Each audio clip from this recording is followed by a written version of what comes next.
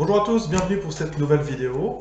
Une vidéo, donc c'est un bliss de 10 minutes plus 5 secondes. L'objectif, donc on est aux alentours des 1500. Notre adversaire du moment, Stream One, est 1341. On va essayer encore de jouer notre répertoire, donc E4, E5. Cavalier F3, on va essayer de jouer une italienne et puis on va voir ce qu'il va répondre.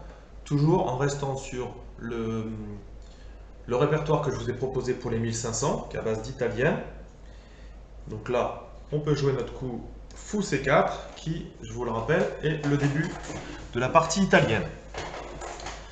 Donc je vous mettrai en lien, bien entendu, toujours pareil, le répertoire, le lien vers le répertoire, et puis on va voir ce que ça donne. Donc 1341, le but c'est vraiment de voir si vous regardez les blitz que je joue contre les 1500, contre des 1800 et contre les 2000, vous verrez un petit peu le niveau de construction des parties en fait. Donc ici on a F6 qui vient d'être joué. Un affaiblissement ici sur cette diagonale, ça peut pas être correct. Ça peut pas être correct ici. C'est forcément un affaiblissement qui est trop fort. Donc peut-être qu'il y a des tactiques ici. Voilà, je serais tout de suite amené à calculer quand même cavalier prend. Cavalier prend, ça ferait rien. Mais peut-être ici même cavalier ici, menaçant G5. Et s'il prend dame ici, échec. Il peut pas parce qu'il y a le cavalier. Mais bon, on va avoir à terme des tactiques qui vont pas être bonnes pour lui. Ok. Il enlève la case de développement du cavalier, donc ça peut pas être correct ici. Donc l'idée qui vient, c'est tout de suite D4 sur pion prend, cavalier prend, et on commence à ouvrir le passage pour la dame ici.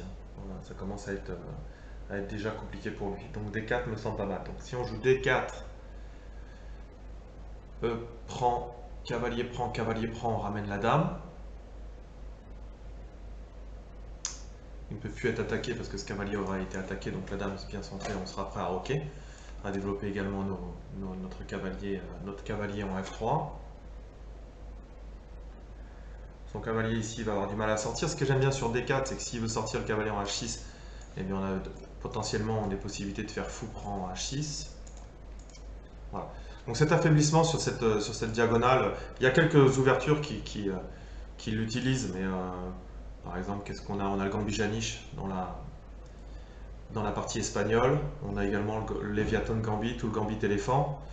Mais ça, je ne peux pas vous conseiller des coups comme ça, c'est trop affaiblissant. Et puis ensuite, voilà, le but c'est essayer de faire des coups de développement. Alors il vient protéger avec F6, c'est ce qu'il veut jouer ici. Bon voilà, pas vraiment de problème en tous les cas. Donc là ici j'ai envie de prendre le centre, je joue D4, qui ne peut pas être un mauvais coup ici, hein. Aucun problème là-dessus.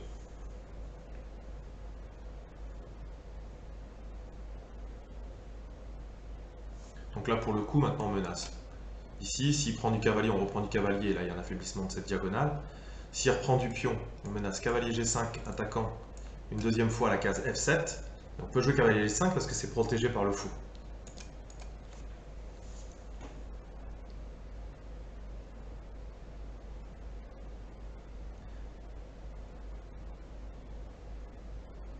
Alors, je ne sais pas quoi proposer à notre adversaire, hein, voilà, bon, ce coup-là. Ce coup-ci, c'est presque encore le pire parce que on commence à avoir des sérieuses menaces de mat ici, hein. Il a qu'une case de fuite, il l'enlève, hein.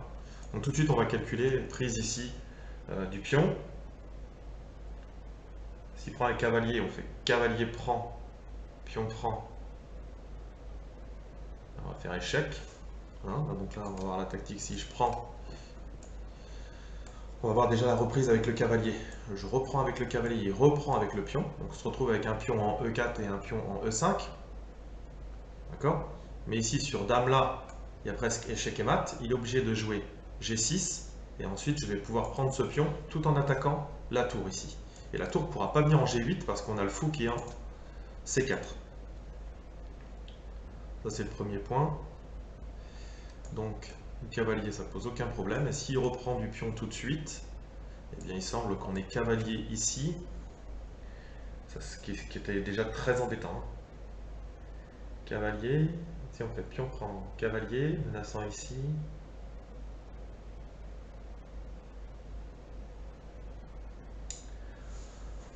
Cavalier ici, c'est protégé par le fou. Donc la seule défense qu'il aura, c'est peut-être D5. Et sur D5, je peux faire pion prend. Le cavalier, on voit pas trop où il peut aller.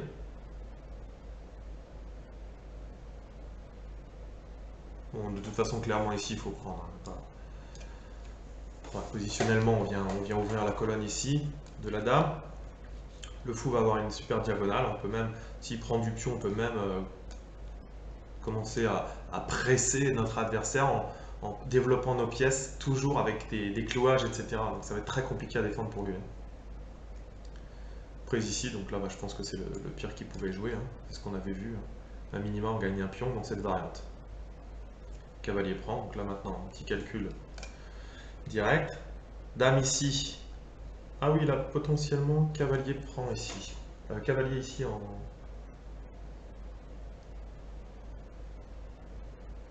Ah, moi, j'ai bien envie de continuer à le masser ou même... Qu'est-ce qu'on a ici sur dame là? Ah oui, qu'est-ce qu'on a ici sur dame là? Comment il peut défendre la menace de mat ici?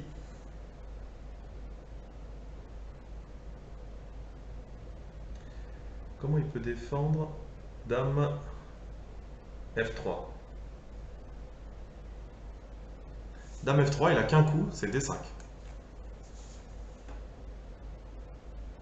Et là, je gagne un pion parce que ça sera défendu par la dame et par le fou. Voilà, tout simplement. Dame F3, on va faire le coup du berger, hein, ça se trouve.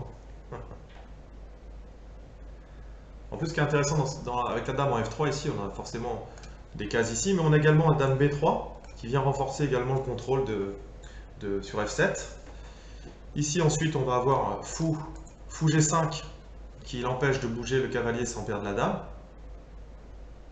Voilà. Bon, ça me fait mal de faire le coup du berger, hein, mais bon. Après, je sais pas si je vais vous mettre... J'aurais pu faire fou prend. Fou prend, ça aurait été plus joli ici dans la position. Bon, 1341. On va quand même passer à l'analyse, on va regarder quand même voilà, pourquoi c'est mauvais, est-ce qu'on a raté quelque chose, hein. Et puis promis, je vous en mets une autre. Donc c'est parti pour l'analyse de cette miniature. Ça aura le mérite de vous montrer l'affaiblissement de la diagonale E8 à H5. Voilà, c'est vraiment des coups qu'il faut complètement éviter. Hein. Mais bon, c'est peut-être des coups sur lesquels vous pouvez être confronté. Ici, fou C4. Donc là, forcément, ils peuvent. On a tout le répertoire qu'on a vu. Hein. Ils peuvent jouer la défense des deux cavaliers, la défense italienne. Ici, F6, forcément un affaiblissement. L'ordinateur donne directement un pion de plus, ça c'est sûr. Hein. Donc le bon coup, c'est D4. Ce qui est rigolo, c'est qu'on voit qu'il propose A4. L'ordinateur propose A4. Pourquoi? C'est intéressant, A4, en fait, quand on a un fou en C4, c'est qu'on évite de se faire chasser le fou et on le laisse sur cette diagonale. Voilà. C'est quand même étrange qu'il le propose directement ici. Mais bon, why not? Donc le bon coup ici, on vient pas chercher, on joue au centre. C'était le bon coup. Ensuite, cavalier E7. Donc là, il ne peut pas quand même laisser prendre. Hein. La meilleure possibilité pour lui, c'est quand même de prendre. Hein. Je vous montre quand même ce qui serait passé ici. Cavalier D4, et bien sûr, s'il reprend, etc., on a un avantage. Hein. La dame, ici, s'il vient jouer dame là, petit roc, et puis bon, voilà, on voit que ça ne peut pas être pris, sinon il va y avoir une enfilade. Son cavalier ne peut pas sortir. Sur certaines variantes, on a même fou prend cavalier, tour prend, dame échec, et on vient récupérer un pion en attaquant la tour. Donc voilà, l'affaiblissement ici, c'est... Voilà, je vous montrerai même une miniature, hein, voilà, si vous ne le connaissez pas, ça m'étonnerait que vous ne le connaissiez pas, mais voilà, le fameux F3 qui affaiblit inutilement, et ensuite G4, et dame H4, et échec et mat, hein, dame les sauts. Pourquoi? Parce que cette diagonale est affaiblie, et en fait, on ne peut rien mettre devant. Elle est de case noire, donc comme c'est un fou de case blanche, il ne peut pas défendre, et puis le cavalier, forcément, il est sur une case noire, donc la prochaine case qu'il aura, c'est forcément une case blanche. D'ailleurs, je ne sais pas si vous avez remarqué, mais un cavalier change un coup. C'est une case blanche, un coup c'est une case noire, il ne peut pas faire autrement. Il ne peut pas faire blanche-blanche, noir-noir. Voilà, je ne sais pas si vous le connaissiez ce coup. Voilà, donc ici, mat des sauts. Hein. Voilà, donc, pas de problème là-dessus. On revient vite fait. Donc là, ici, l'échange, c'est obligatoire. Voilà, il faut mieux qu'il laisse le pion ici, tellement c'est fort de prendre. Si il avait repris avec quoi, je ne sais même plus. S'il avait repris du pion ici, donc là on avait quelques possibilités, voilà, cavalier G5. Et là ici, là-dessus, fou prend D5 ou E prend D5, un des deux. On se retrouve sur une défense des deux cavaliers, mais dans lequel on a déjà une position quasiment morte pour les noirs. Là, il propose, voilà, on peut laisser le fou ici parce qu'on va menacer mat avec dame F3. On peut revenir en D3 parce que là maintenant, sur D3, on menace ici. Et s'il vient défendre avec le pion, eh ben, il y a des sacrifices de fou sur G3 parce que la tour est en l'air, etc. C'est tous les motifs qui sont dus à l'affaiblissement de la case F6. Cavalier prend. Il vient aménager. Voilà, j'avais parlé un petit peu de fou G5 pour augmenter la pression. Voilà, c'était le bon coup ici. Il préfère même à dame F3. Bon, dame F3, on voit un gain rapide. Voilà, il n'y a aucune raison de ne pas jouer ce coup-là. Dame F3. C6, ce que je disais, hein, j'aurais pu prendre du fou, c'était un petit peu plus joli.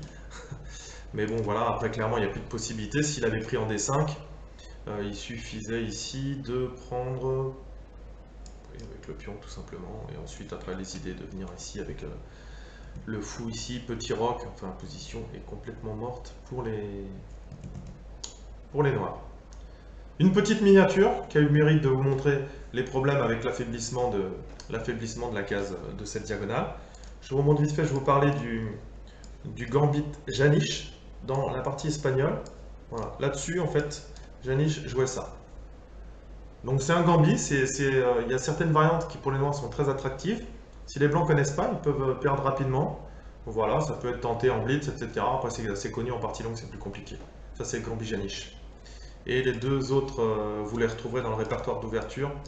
Voilà, là-dessus, ici, on peut avoir potentiellement ici. Hein, regardez, j'ai fait une petite étude là sur l'e-chess que vous pouvez regarder. Voilà. Meilleur coup, cavalier prend ici en E5. Hein. Et les subtilités sur la prise ici, vient développer dans le style du gambit du roi. D'ailleurs, si vous le jouez avec les blancs, ici, on a un affaiblissement, voilà. Si vous regardez l'ordinateur ici, il donne un point d'interrogation parce qu'il ne trouve pas ça terrible. Mais on va jouer sur le sacrifice du pion et sur l'activité des pièces. D'ailleurs, souvent, le problème, c'est qu'on a des fois des fous ici et c'est les affaiblissements ici qui viennent sur cette diagonale. Mais comme on a réussi à développer le fou, on peut venir avec le roi en F1. Et ensuite, on a des motifs d'attaque. Mais bon, l'affaiblissement ici de cette diagonale est toujours un problème à surveiller comme le lait sur le feu. Merci d'avoir suivi cette vidéo. Je vous rappelle le site internet www.chesstrainer2000.com. N'hésitez pas à vous abonner, à liker la vidéo. Voilà, des autres vidéos de Strategix vont être en ligne bientôt. Et puis peut-être une nouveauté, c'est des parties flash, des parties très célèbres que je vais commenter en 5 minutes. Voilà, histoire de si vous êtes sur Facebook ou si vous avez un petit peu de transport en commun, vous pouvez vous faire une petite partie de 5 minutes de grands champions avec les moments clés des parties. Voilà, je vais mettre ça en place. J'appellerai ça, je pense, les parties flash ou quelque chose comme ça. Travaillez bien sur ce, et puis à bientôt. Et n'hésitez pas à me challenger sur l'e-chess. Mon pseudo, c'est Drano Crépus. Allez, salut les amis, ciao!